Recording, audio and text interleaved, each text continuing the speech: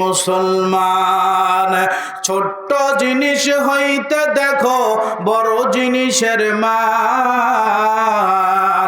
ছোট্ট জিনিস হইতে দেখো বড় জিনিসের মান। হাতি ঘোড়া গন্ডার থাকতে বকরি হয় কুরবান। হাতি ঘোড়া গন্ডার থাকতে বকরি হয় কুরবান। কন্যা সুবহানাল্লাহ। শুধু বড় হইলেই দাম বাড়ে না। হাতি অনেক বড়, কিন্তু হাতি দিয়া কুরবানি চলে না। কথা কন্যা। জলহস্তি অনেক বড়, কিন্তু জলহস্তি দিয়া কুরবানি চলে না। কিন্তু ছাগল অনেক ছোট, কিন্তু কুরবানি চলে কি চলে না। এজন্য আমি বলছি ছোট্ট জিনিস হইতে দেখো বড় জিনিসের মান। হাতি ঘোড়া গন্ডার থাকতে বকরি হয় কুরবান। সুলাইমান পয়গম্বরকে আল্লাহ বলে, ও সুলাইমান, যেহেতু তুমি আমার কাছে ইলম চেয়েছো, আমি আল্লাহ তোমাকে ইলমও দিলাম, আমি আল্লাহ তোমাকে বাদশাহী দিলাম বোনাস হিসাবে। কন্যা সুবহানাল্লাহ। সুলাইমান পয়গম্বরকে আল্লাহ ডাকতে বলে, সুলাইমান, তোমাকে আমি শুধু জেরুজালেমের বাদশা বানাই না, আমি আল্লাহ তোমাকে সারা পৃথিবীর বাদশা বানায় দিলাম। কন্যা সুবহানাল্লাহ। এই সুলাইমান পয়গম্বর আল্লাহকে বলে, আল্লাহ, আমি এই সারা পৃথিবী কিভাবে বাদশাহী করব? আল্লাহ বলে, বাদশাহী যেহেতু আমি তোমাকে দান করেছি, আমি আল্লাহ তোমাকে বাদশাহীর কাজ পরিচালনার জন্য আমি আল্লাহ তোমাকে একটা হাওয়াই তক্তা দিব। কন্যা সুবহানাল্লাহ। এই সুলাইমান পয়গম্বর হাওয়াই তক্তাটা কত বড়! সুলাইমান পয়গম্বরের চেয়ারটা, সুলাইমান পয়গম্বরের কুরসিটা মেডেল বরাবর। ডান পাশে 300 মানুষ মন্ত্রীদের চেয়ার, বাম পাশে 300 জিন মন্ত্রীদের চেয়ার। জাতির উদ্দেশ্যে যখন ভাষণ দিত, সিট সংখ্যা 3.5 লক্ষ। কন্যা সুবহানাল্লাহ। খেয়াল করছেন নি? মিডল পয়েন্টে সুলাইমান পয়গম্বরের চেয়ার, ডান পাশে 300 মানুষ মন্ত্রীদের চেয়ার, বাম পাশে 300 জিন মন্ত্রীদের চেয়ার। সুলাইমান পয়গম্বর শুধু মানুষের বাদশা না, জিনদের বাদশাও ছিলেন। কন্যা সুবহানাল্লাহ। জাতির সামনে যখন ভাষণ দিতেন, সিট সংখ্যা 3.5 লক্ষ। কন্যা সুবহানাল্লাহ।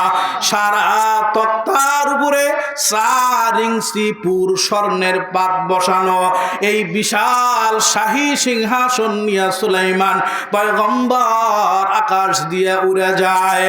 আপনারা খুব ভালো করে খেয়াল করবেন, পৃথিবীতে যত বিমান আছে, উড়োপ্লেন আছে, উড়োজাহাজ আছে, যুদ্ধ বিমান আছে, সমস্ত বিমানগুলো, জাহাজগুলো চলার জন্য পেট্রোল, অকটেন, ডিজেল, গ্যাস লাগে কি লাগে না?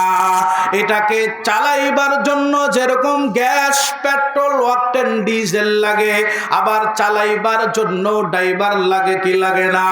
আবার এটা ল্যান্ড করার জন্য, নামার জন্য এয়ারপোর্ট লাগে কি লাগে না?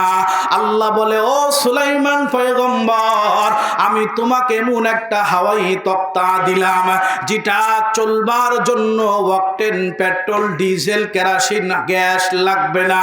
এটা চালাইবার জন্য কোনো ড্রাইভার লাগবে না। কন্যা সুবহানাল্লাহ। ও সুলাইমান পয়গম্বর, পৃথিবীর কোনো বিমান এয়ারপোর্ট ছাড়া ল্যান্ড করতে পারে না, কিন্তু সুলাইমান, তোমার এই হাওয়াই তক্তা তুমি যেখানেই ল্যান্ড করতে চাইবা, সেখানেই ল্যান্ড করতে পারবা। সুলাইমান পয়গম্বর বিশাল সিংহাসন নিয়ে যখন উড়ে যায়, একজন কৃষক কৃষি কাজ করতেছে, কৃষি কাজ করতে গিয়া হঠাৎ করে আকাশের দিকে তাকাইছে, দেখে সুলাইমান পয়গম্বর শাহী সিংহাসন সিংহাসন নিয়ে উড়ে উড়ে যায়। তখন ওই লোকটা সুলাইমান পয়গম্বরের এই সিংহাসন দেখা জবান দিয়া বের হয়ে গেছে সুবহানাল্লাহ। সুলাইমান পয়গম্বরের কাছে হাওয়া বাতাস সেই শব্দটা কানে পৌঁছায়া দিছে। সুলাইমান পয়গম্বর বলে, ও হাওয়াই তক্তা, এখানেই তুমি ল্যান্ড করো। হাওয়াই তক্তাটা যখন নামায় দিছে, এবার ওই কৃষককে সুলাইমান পয়গম্বর ডাক দেয়, ও কৃষক তুমি কি বলেছো একটু বলো না। কৃষক বলে, হুজুর আমি আপনার বিরুদ্ধে কোনো কথা বলি নাই, আমি আপনার কোনো সমালোচনা করি নাই। কয় বলো না তুমি কি বলেছ? কয় না হুজুর আমি আপনার বিরুদ্ধে কিছুই বলি নাই।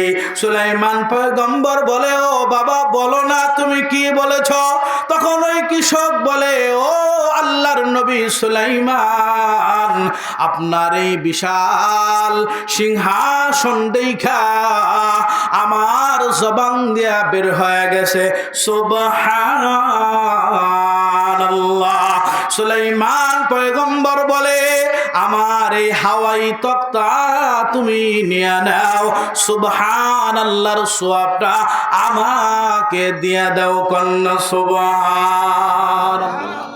এজন্য সুবহানাল্লাহ বললে লাভ আছে না নাই? এজন্য আমি বলছি যতক্ষণ পর্যন্ত আমি বলবো আল্লাহর জন্য, যতক্ষণ পর্যন্ত আপনারা শুনবেন আল্লাহর জন্য, প্রত্যেকটা শ্বাস নিঃশ্বাসের মূল্য আর ভ্যালু আল্লাহ সুলাইমান পয়গম্বরের সিংহাসনের চাইতে দামি বানায় দিবেন। কন্যা সুবহানাল্লাহ। যাই হোক, আমি আপনাদের সামনে কোরআনে কারীম থেকে সূরাতুল ফাতিহা তেলাওয়াত করেছি। নাম কি? কন্যা সূরাতুল ফাতিহা। কোরআনে কারীমের ভিতরে সূরা আছে 114টা। কয়টা? 114টা। আপনারা বলেন এই সূরাতুল ফাতিহা প্রত্যেক নামাজে নামাজে লাগে কি লাগে না? লাগে কি লাগে না? কিন্তু সর্বপ্রথম কিন্তু সূরা ফাতিহা নাজিল হয় নাই। সর্বপ্রথম নাজিল হয়েছে ইকরা বিসমি রাব্বিকাল্লাযী খালাক, খালাকাল ইনসানা মিন আলাক, ইকরা ওয়া রাব্বুকাল আকরাম আল্লাযী আল্লামা বিল কলম, আল্লামাল ইনসানা মা লাম ইয়ালাম। রাসূলের কাছে সর্বপ্রথম হীরা গুহায় এই 5টা আয়াতে কারিমা নাজিল হয়। কোরআনের একটা মজা আছে না নাই?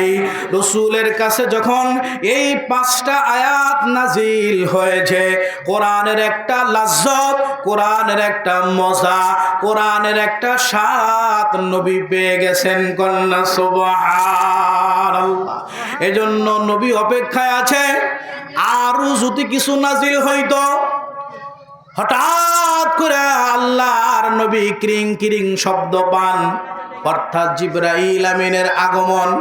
জিবরাইল আমিন আল্লাহর নবীর কাছে কমপ্লিট রূপে, পূর্ণাঙ্গ রূপে যেই সূরাটা সর্বপ্রথম নাজিল হয়, ওই সূরার নাম হলো সূরাতুল ফাতিহা। কন্যা সূরার নাম কি? সূরাতুল ফাতিহা। মজা আছে না নাই? একটা গান দেখবেন 1 মাস 2 মাস 3 মাস চলে, তারপরে গানের মূল্য ভ্যালু শেষ। কতক্ষণ না? একটা সিনেমা, একটা নাটক, একটা জিনিস কিছুদিন চলে, তারপরে আর চলে না। আজ থেকে 1500 বছর আগে নবী মুহাম্মদুর রাসূলুল্লাহ সাল্লাল্লাহু আলাইহি ওয়াসাল্লামের কাছে কোরআন নাজিল হয়েছে, কিন্তু কোরআনের মজা দূর হয় না। কন্যা সুবহান। সুবহানাল্লাহ। বান্দা প্রত্যেক রাকাতে প্রত্যেক নামাজে সূরা ফাতিহা পড়ে। ইমাম শাহ হুজুর ফজরের নামাজে সূরা ফাতিহা পড়ে। ইমাম শাহ হুজুর প্রত্যেক নামাজে সূরা ফাতিহা পড়ে, কিন্তু 3 নামাজে, ফজরের নামাজে আর মাগরিবের নামাজে, ইশারের নামাজে জোরে জোরে পড়ে কি পড়ে না? ইমাম শাফির কণ্ঠ যত খারাপ হোক, ইমাম শাফির পড়া যদি সহি হয়, ওই ইমাম সাহেব 1 বছর 2 বছর 3 বছর, কোন ইমাম এক মসজিদে 40 বছরও কাটায় দেয়। এই 40 বছর যাবত ওই ইমামটা প্রত্যেক দিন 5 ওয়াক্ত নামাজে, 3 ওয়াক্ত নামাজে জোরে জোরে সূরাতুল ফাতিহা পড়ে।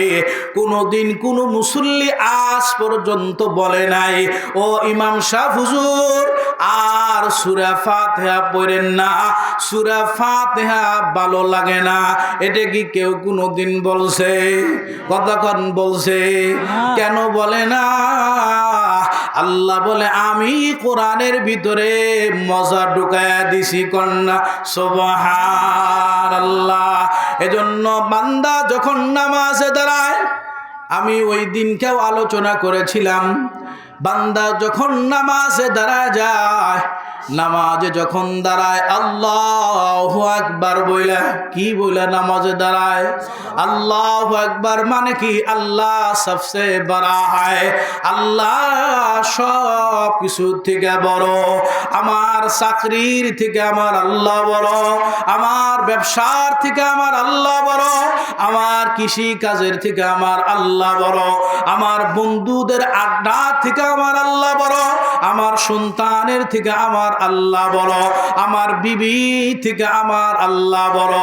সব কিছু থেকে যখন বান্দা ফারিগ হয়া আল্লাহু আকবার বলে দাঁড়ায় যায় আর বলে, আল্লাহ আপনি সব থেকে বড়, আপনি মহান, তখন বান্দা নামাজ শুরু করে।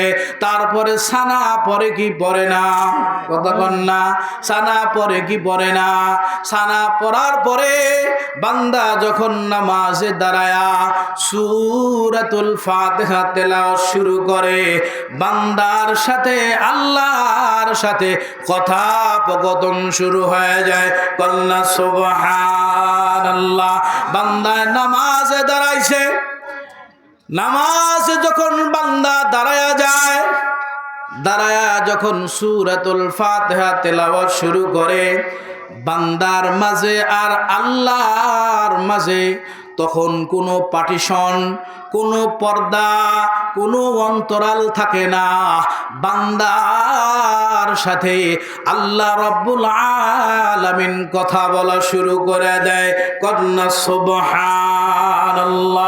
বান্দায় বলে, আলহামদুলিল্লাহি রাব্বিল আলামিন আর রহমানির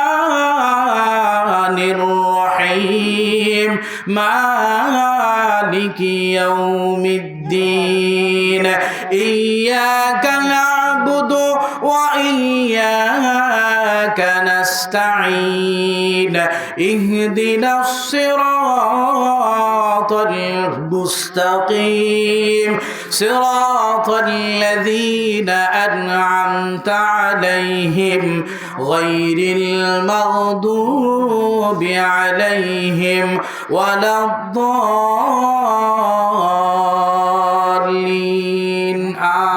আমিন। বান্দায় নামাজে দাঁড়াইছে। আমি কিন্তু ওয়াজ করার আগেও বলছি, আমি বলবো কার জন্য? কতক্ষণ শুনবো কার জন্য? আল্লাহর জন্য। বললে আল্লাহর জন্য, শুনলে কথা বলা কতক্ষণ না? ওয়াজ মাহফিল একটা ক্লাসের মতো, ক্লাসে বৈশা যেরকম বাদাম